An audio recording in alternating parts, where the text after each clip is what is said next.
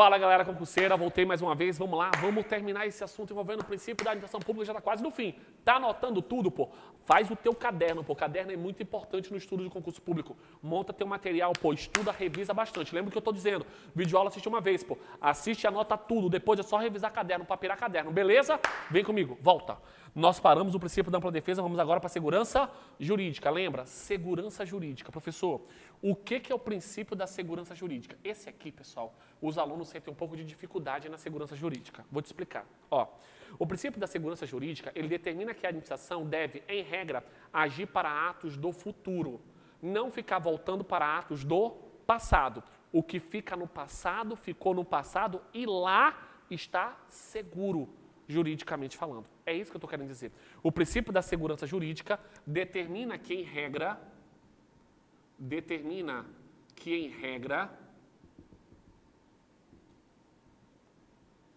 a administração pública não pode voltar para atos do passado. Atos do passado. Professor, quando é que eu sei que a administração não pode ficar mexendo em atos do passado? Em 3 circunstâncias. Ó, quando eu tiver um ato jurídico perfeito,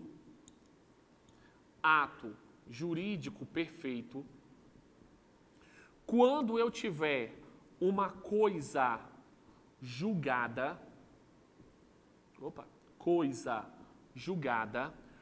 quando eu tiver direito adquirido. Direito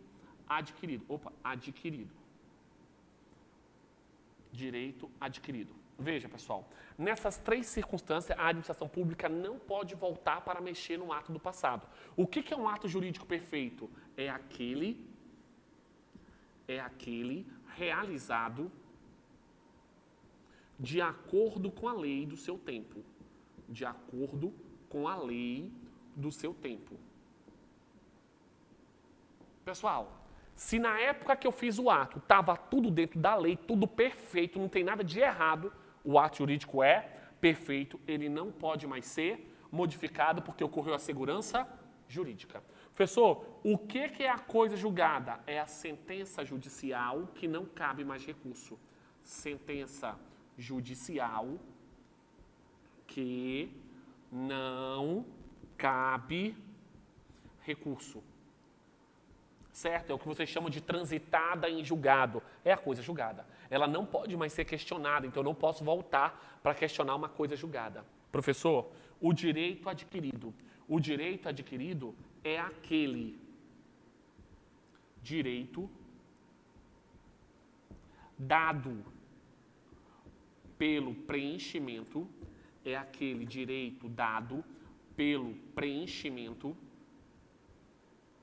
preenchimento dos requisitos da lei.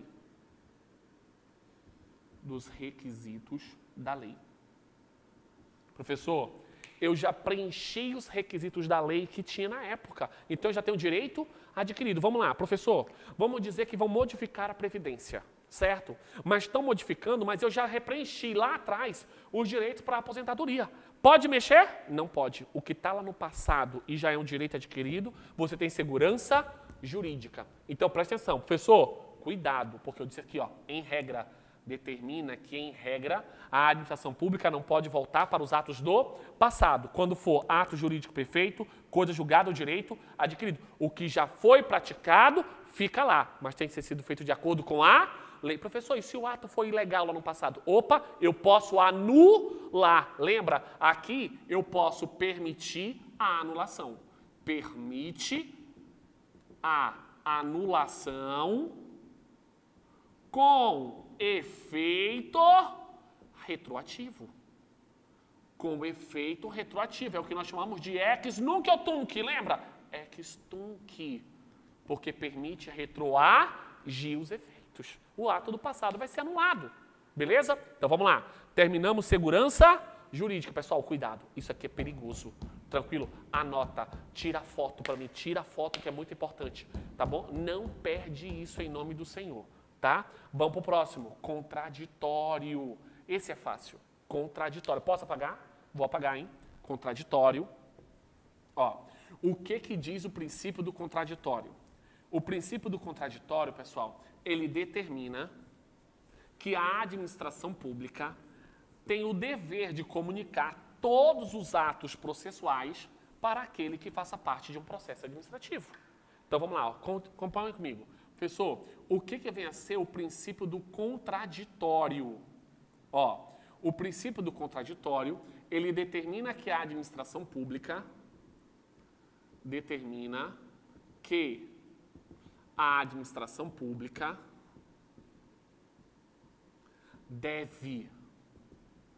comunicar todos os atos do processo punitivo.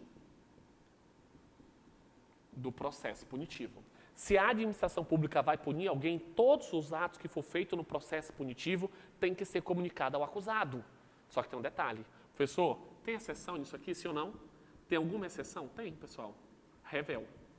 Se o cara é revel, se o cara foi chamado para se defender no processo e ele não veio, a administração não vai mais comunicar nada, não. Ela vai publicar o ato na imprensa oficial e tudo vai continuar.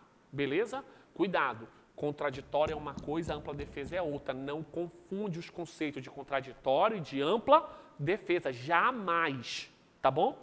Vamos para o próximo. Nós temos o princípio da proporcionalidade. Esse foi fácil, como eu disse. Vamos para o próximo princípio. Princípio da proporcionalidade.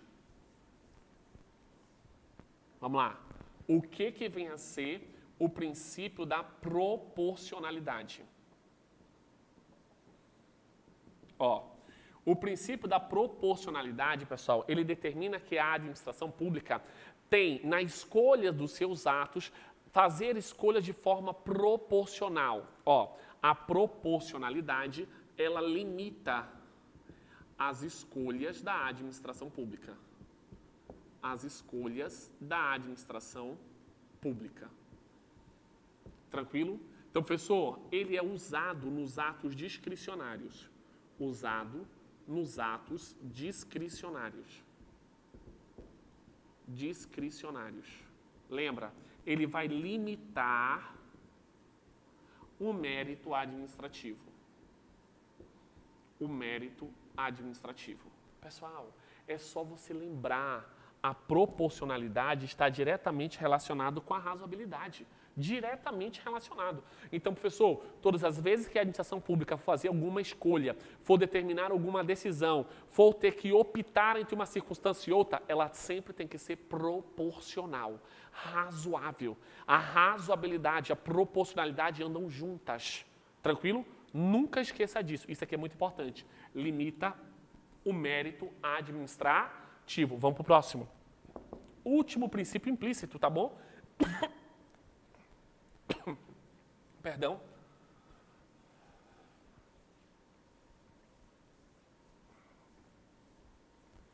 Princípio da continuidade do serviço público. Princípio da continuidade do serviço público. Ó, pessoal, o princípio da continuidade do serviço público, ele estabelece que, em regra, as atividades de prestação de serviço público deverão ser contínuas. Contínuas e, em regras, ininterruptas. Então, vamos lá. A prestação do serviço público.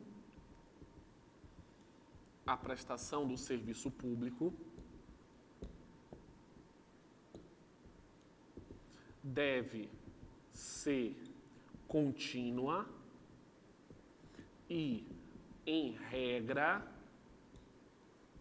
ininterrupta. Ininterrupta. Professor, por que em regra ininterrupta? O princípio da continuidade do serviço público, ele tem que ser observado no exercício do direito de greve.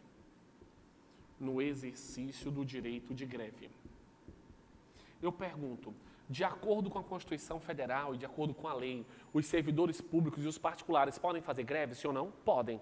Mas os servidores públicos têm que observar o princípio da continuidade.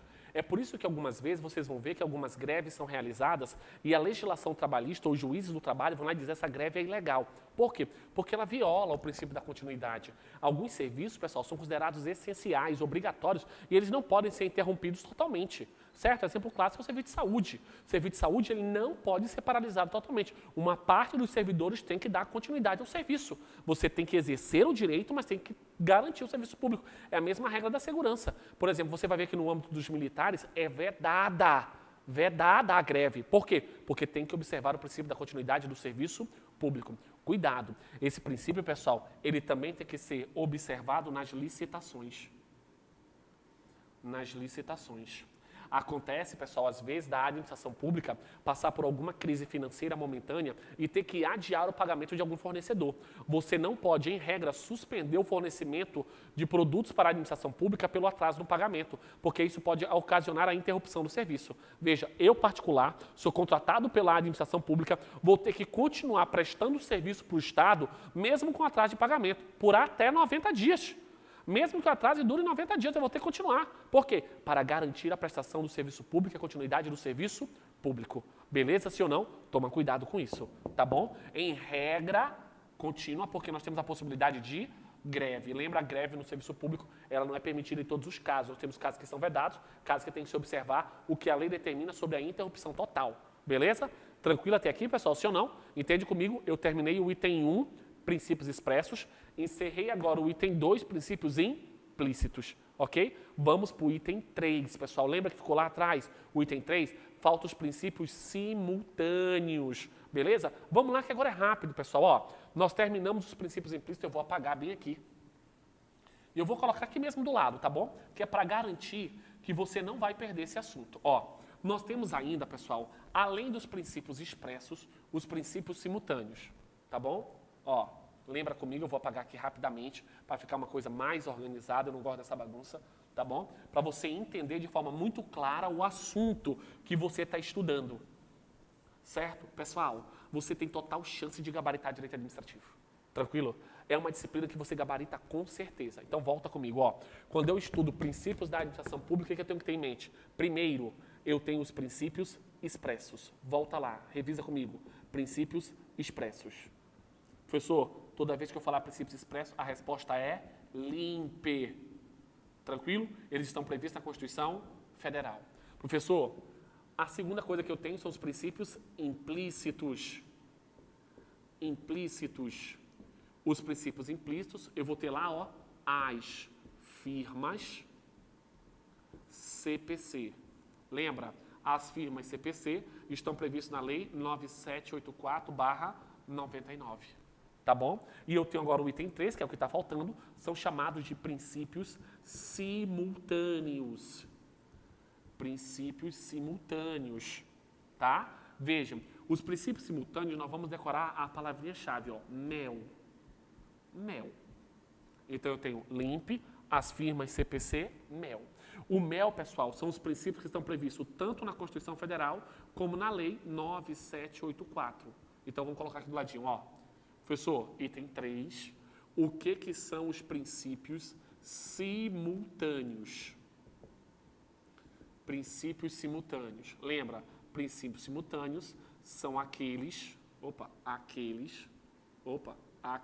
sei mais escrever, são aqueles encontrados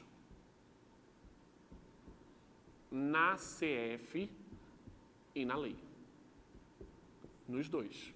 Então, toda vez que eu falo em princípios simultâneos, qual é a palavra-chave que eu vou usar? Mel. Professor, quais são os 3 princípios simultâneos? Olha cá, ó. Moralidade, eficiência e legalidade. Todos eles nós já estudamos. Moralidade, eficiência e legalidade. Então, vejam, esses 3 princípios, eles estão no artigo 37 da Constituição Federal e possivelmente estão também lá no artigo 2º da Lei 9784/99. Professor, o senhor vai explicar eles de novo? Claro que não. Você já viu eles comigo lá atrás, quando eu expliquei os princípios expressos. Tranquilo? Então, se a pergunta do concurso veio, professor, quais são os princípios simultâneos, princípios concomitantes, princípios que são aplicáveis de forma comum na Constituição e na lei? A resposta é MEL. Moralidade, eficiência e legalidade. Galera, presta atenção. Parecia uma coisa ser tão simples. Caramba, nós gastamos aí 3 vídeos para gravar isso. Nós vimos por mais de 1 hora um assunto só do teu edital, pô. Princípios da administração pública. E volta comigo, revisa. Lembra, quando eu tiver princípio da administração pública, eu tenho princípios expressos, que estão na Constituição e a Olimp, princípios implícitos, as firmas CPC, Lei 9784, princípios simultâneos, MEL, Constituição Federal e Lei 9784. Galera, presta atenção. Nós terminamos o primeiro tópico. Lembro que eu falei várias vezes para vocês, é uma videoaula. Anota tudo, monta o teu caderninho só de direito administrativo, que depois tu só vai revisar. A minha aula é assim mesmo, ó, é batidão, é corrido, tranquilo? Porque tu não tá aqui para perder tempo e eu também não quero que tu perca, quero que tu passe no concurso público, beleza? Essa aula eu vou encerrar por aqui, beleza? Eu já vou gravar a outra aula para vocês. Valeu, galera. Tchau, tchau. Até a próxima. Valeu!